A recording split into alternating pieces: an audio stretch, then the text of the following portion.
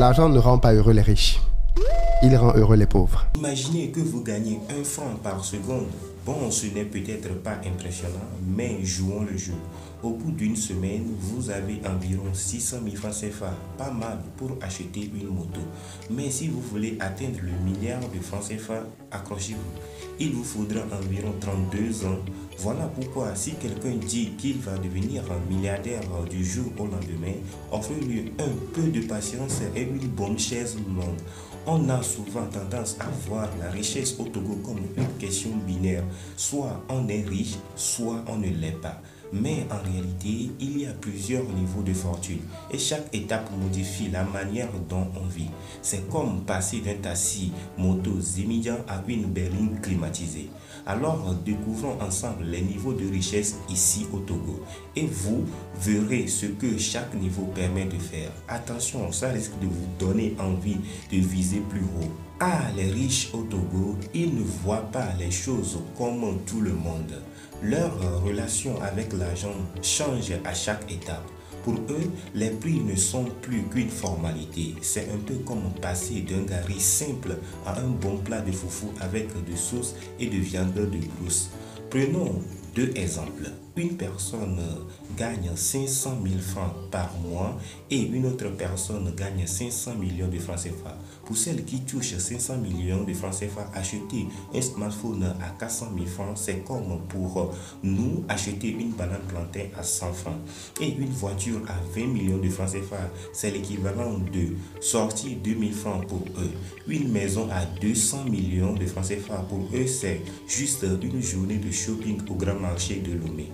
Entrons dans la fameuse top 1. Ici au Togo, pour en faire partie, il vous faut un revenu annuel d'au moins 50 millions de francs CFA ou un patrimoine supérieur à 100 millions de francs CFA.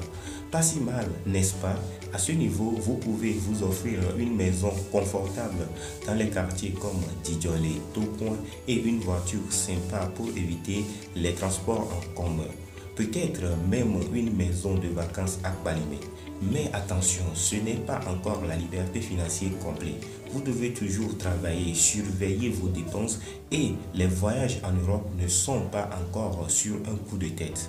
Ici, votre richesse se mesure moins par votre salaire que par vos biens, des terrains, des immeubles ou des actions. Bref, vous commencez à faire travailler votre argent pour vous, pendant que vous sirotez tranquillement une boisson locale au bord du lac Togo. Maintenant, parlons des vraies grandes fortunes au Togo, celles entre 1 et 5 milliards de francs CFA.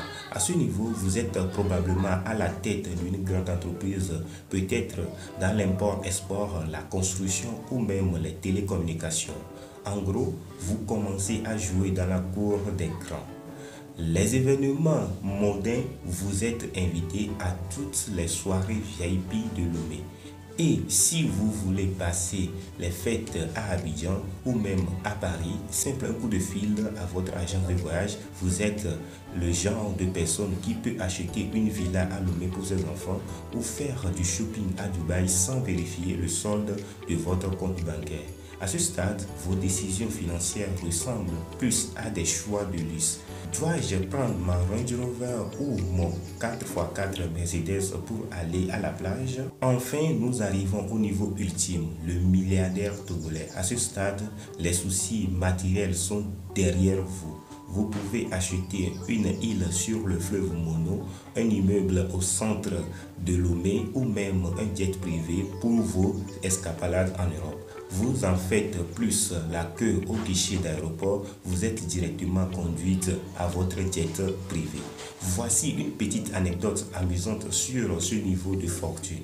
Un homme d'affaires togolais ultra riche lors d'une visite en Suisse avait remarqué une magnifique montre de luxe en vitre. Il était pressé et n'avait pas le temps de l'acheter. Alors, qu'a-t-il fait? Il a demandé à son assistant de prendre un vol retour à Genève juste pour acheter la montre et la lui apporter le lendemain.